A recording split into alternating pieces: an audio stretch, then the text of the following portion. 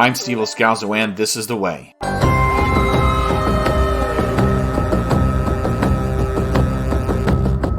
You're listening to the September 2025 This is The Way podcast Star Wars news update. Something horrible happened this month. Not in Star Wars, but in the world. As a result, you may notice an addition to our monthly podcasts. Each month, I'm going to pick a Bible verse or passage and discuss what it means to me and hopefully apply it to a scene or dialogue or a theme from the original trilogy. That's my goal, at least. I have suffered a great loss of listeners and viewership since our first couple of seasons of The Mandalorian. More when I didn't condemn Gina Carano. And if I happen to lose more because of this, I guess that's just what I'm going to deal with going forward. I believe this kind of a change is necessary. Not because Star Wars fans have been divided for so long, but because truth is important no matter what point of view you have. And from a certain point of view in Star Wars is a pretty famous saying, right? But I've seen real hatred over the past couple of weeks just because someone has a different point of view. So I will speak when I can about the love of God for each one of us, even for those that currently do not believe. This is the way. This is the way. It is time for me to report Star Wars news released since our last news update podcast. The 2025 Primetime Emmy Awards ceremony in September was not kind to the most critically acclaimed Star Wars streaming show on Disney+. StarWars.com praises the series with its 5 wins, but only Dan Gilroy won from a major category, writing. He won with Episode 9's Welcome to the Rebellion episode. It wasn't my favorite or my top episode, but it was up there. Gilroy beat out 2 different nominated episodes of The Pit, an episode of Severance, one from Slow Horses, and one for The White Lotus. Andor's second season did win some early technical awards, which is great. Outstanding production design for a narrative period or fantasy program, 1 hour. Who Are You? Beat out episodes of Bridgerton, Dune Prophecy, Pachinko, and 1923, A Yellowstone Origin Story. The named Luke Hull, production designer, Toby Britton, supervising art director, and Rebecca Alloway, set decorator. Outstanding fantasy sci-fi costumes. The episode of Harvest beat out episodes of House of the Dragon, Marvel's Agatha All Along, Black Mirror, and Dune Prophecy. Michael Wilkinson for costume design, Kate O'Farrell costume supervisor, and Richard Davies and Paula Fajardo assistant costume designers. Outstanding picture editing for a drama series. Who Are You? Beat out 3 episodes of Severance, an episode of The White Lotus, and an episode of The Last of Us. That was Jan Miles, editor. Outstanding special visual effects in a season or a movie. Andor beat out episodes of The House of Dragon, Dune Prophecy, The Last of Us, and The Rings of Power. Mo and Leo, visual effects supervisor. TJ Falls, visual effects producer. Luke Murphy, special effects supervisor. Neil Scanlon, special creature effects. Scott Pritchard, ILM visual effects supervisor. And Joseph Kasparian and Sue Rowe as visual effects supervisors. Paolo Darko, in-house VFX supervisor, and Jean-Clement Serret, a digital colorist. Now, Andor lost a lot. They missed out on outstanding drama series to The Pit. Janusz Metz lost his Best Directing nomination to Adam Randall of Slow Horses. Forrest Whitaker did not win for Outstanding Guest Actor in a Drama. That went to Sean Hatosi as Dr. Abbott of The Pit. Alan Tudyk lost to Julie Andrews of Bridgerton for Outstanding Character Voiceover Performance. Andor's episode of Harvest lost the cinematography for a 1-hour series to Severance. Brandon Roberts' nomination for Who Are You's Outstanding Musical Composition lost to Severance. Nicholas Bertel and Tony Gilroy's planetary anthem We Are the Gore lost the Outstanding Musical and Lyric Award to The Boys. The Who Are You episode of Andor lost the Outstanding Sound Editing for a 1-hour comedy or drama series to The Last of Us, and the Sound Mixing Emmy to Severance.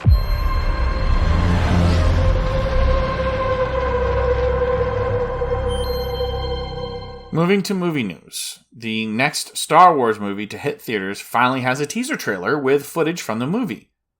The Mandalorian and Grogu released the teaser on Monday, September 22nd, and wisely, it features a lot of Grogu. Also shown is footage of a hut in a gladiatorial battle-style arena. We can assume that's Rod of the Hutt. AT-AT walkers and Zellans. There's a giant guard-like creature that evokes the spider-type monster from the surface of Mandalore from Season 3 of The Mandalorian. Also, Sigourney Weaver's character makes an appearance, does not speak. She seems to be in the same Adelphi base that we saw Carson Teva and Zeb Aurelios in Season 3 of The Mandalorian. We also see a brand new version of the Razor Crest. Now, the movie doesn't hit theaters until May of 2026, but you can listen to our podcast reviewing the trailer that released the day after the teaser was released online. After The Mandalorian and Grogu hit screens, the next live-action Star Wars should be the second season of Ahsoka, the series. We heard names of directors already, but mid-September we discovered what directors would be handling which episodes thanks to IMDb and the Reddit Star Wars Leaks channel. Jennifer Getzinger is going to helm episodes 2 and 3. Bryce Dallas Howard recently confirmed that she is one of the directors, and she's probably going to take 4 and 5. Anders Engstrom reportedly has 6 and 7. That means 1 and 8 are left. They will probably fall to Dave Filoni, the showrunner and creator of the Ahsoka Tano character. Now, the directors aren't the only names we have for the production. Yeah? Good. This month we got the names of the 3 cinematographers, and one of them worked on Rogue One. Barry Baz Edwan was cinematographer for the movie Thor Love and Thunder, worked as second unit DP on Rogue One, 2 episodes of The Mandalorian as an additional director of photography, and as a camera operator on True Detective, Westworld, and American Sniper. He'll handle cinematography for episodes 7 and 8, so it looks like he'll work with Engstrom and Filoni. Eric Steelberg has experience with Star Wars through the first 5 episodes of Ahsoka Season 1, and he's got DP credits for the 2 official Ghostbusters sequels, Afterlife and Frozen Empire. He worked on Hawkeye, Saturday Night, about a movie about this Saturday Night Live show, and then the Baywatch movie from 2017.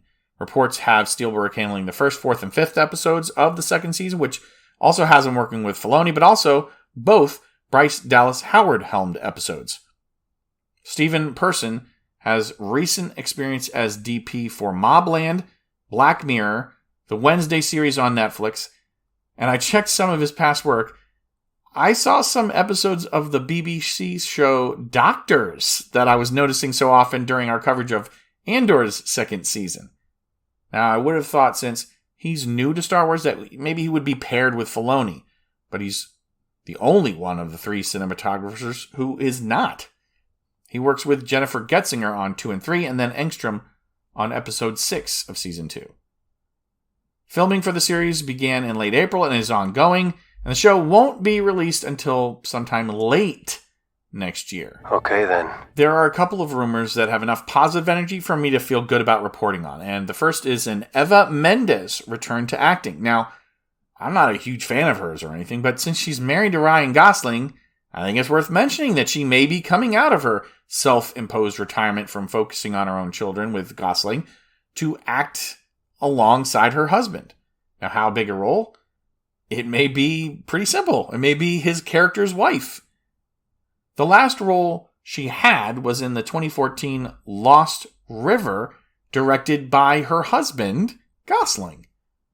Coincidentally, perhaps, it co-starred Matt Smith, who is also in the movie Starfighter. Last month, an official photo was released along with several cast additions. In mid-September, a behind-the-scenes photo from a set on the Mediterranean Sea off the coast of the island of Sardinia showed Gosling and his young co-star Flynn Gray. Now, it's an Instagram post from Sean Levy, and it's 2 characters on a boat of some kind in the middle of the sea. So, would this be an indication that we're visiting an ocean planet? The specific location was later revealed through a French reporter that runs the Star Wars Boarding Pass fan site. Isola Rosa, and Spiaggia Lunga Beach. There are paparazzi photos from about the same time and place that Levy took his Instagram photo that show a stuntman matching Gosling, and it hints that the nearby port and town may serve as the basis for establishing shots, no doubt with CGI work, and filming may have also taken place near Costa Paradiso. Now, it would seem the French are far more invasive with their press than the Italians, because the site Du Moi posted behind-the-scenes shots of shooting nearby as well. The paparazzi photos only show us things out of context, so we can still report things, but we're reporting rumors, so keep that in mind. Oh, the stories I could tell. So many of them true.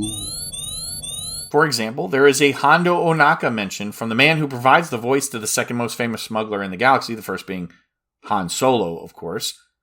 It's not necessarily for Starfighter, which takes place years after Ohnaka's last canon appearance in Star Wars, but let's remember that character has yet to appear in live action.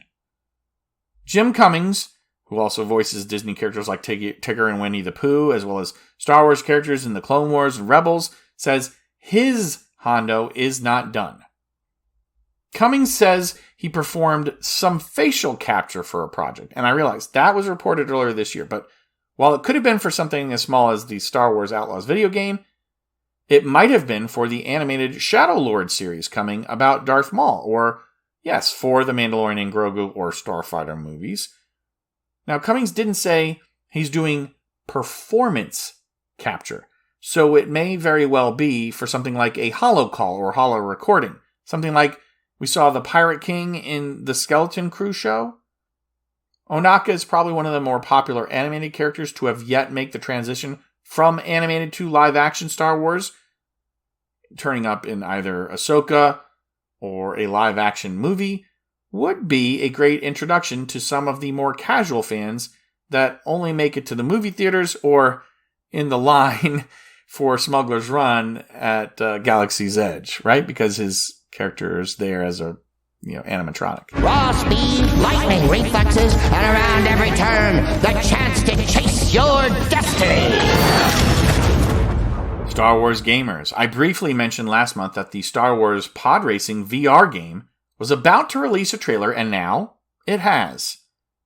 The Star Wars YouTube channel put out a 1:40 trailer for what it calls the Mixed Reality Playset Beyond Victory.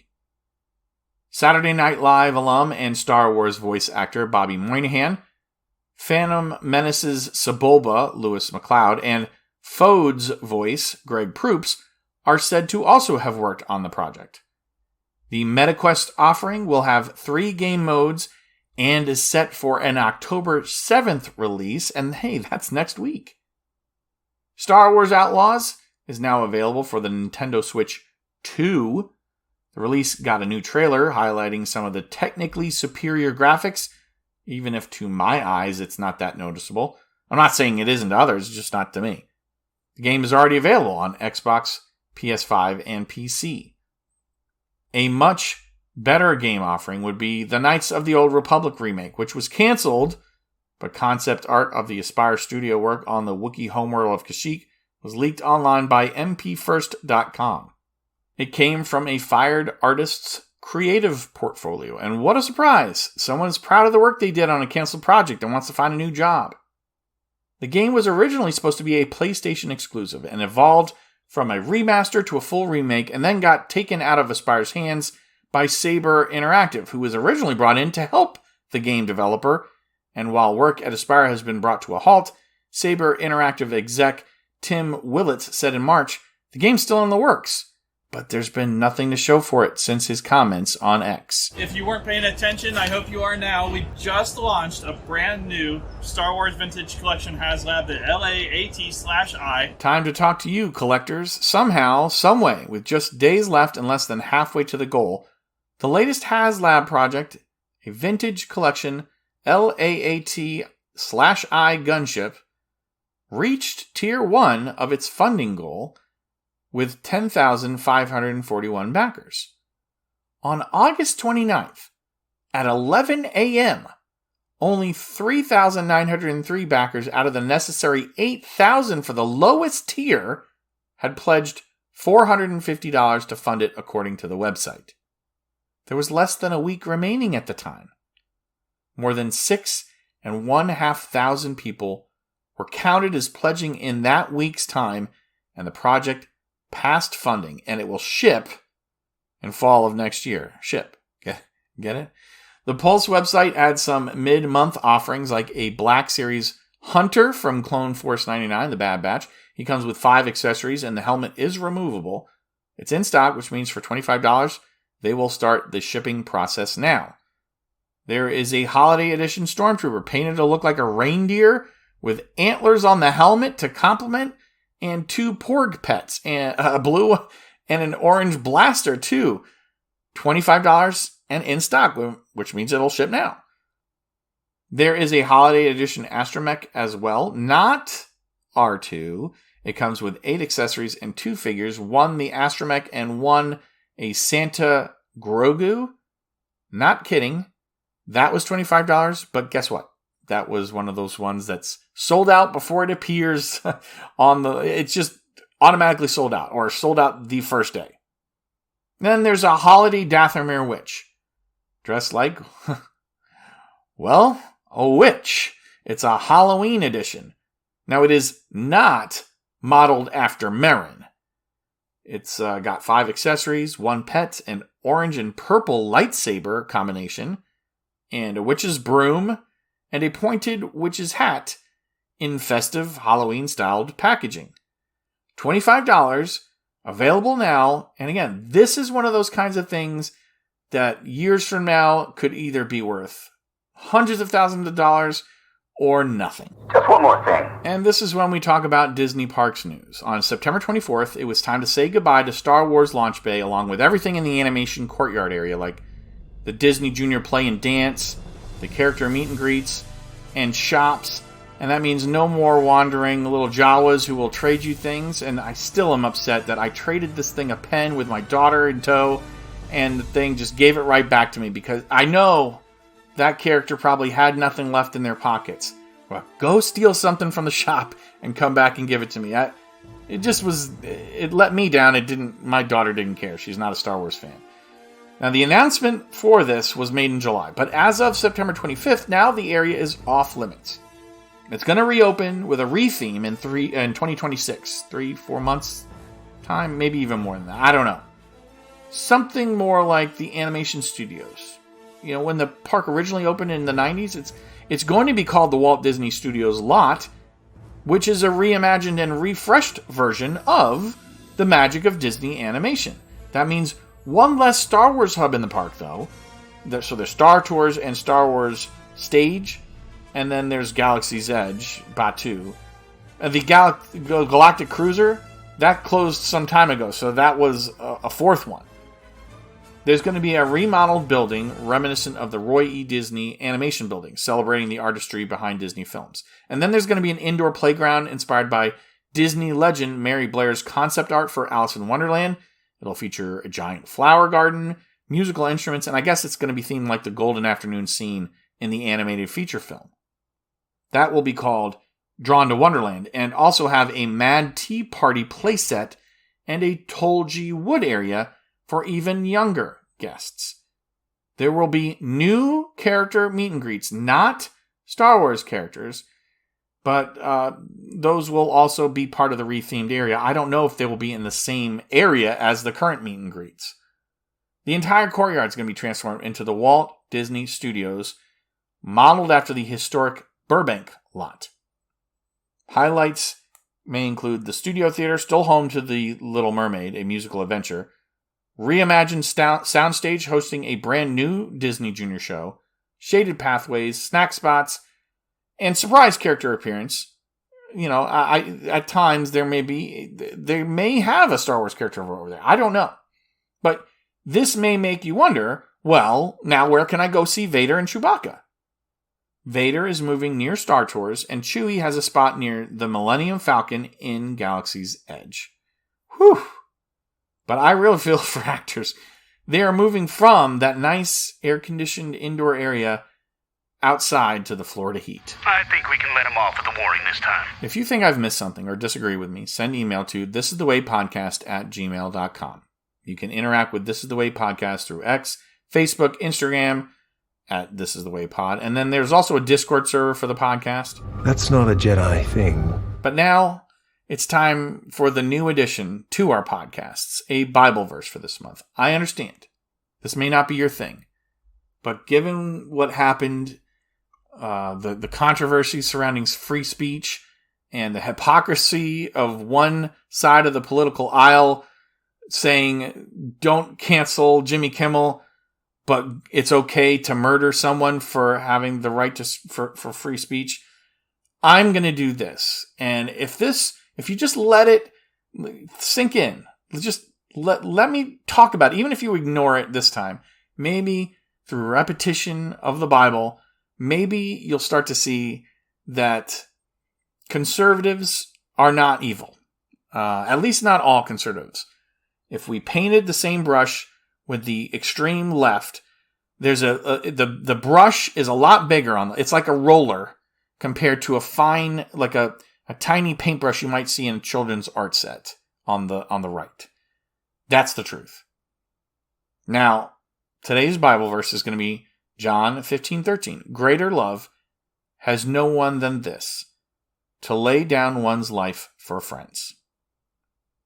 Now, in The Empire Strikes Back, Yoda urges Luke to ignore the dangers to his friends to complete his training. Yoda is one of the last practicing Jedi in the galaxy, and he wants desperately for the Order to survive, but even he, in isolation all these years, waiting for this moment to train Luke, has forgotten what happened to the Jedi when they rejected their roles as guardians of peace and safety and took up the mantle of military generals. In theory, the Jedi were supposed to be spreading peace, but they were doing it without any emotion, which wasn't necessarily a bad thing, but they weren't peacekeepers anymore.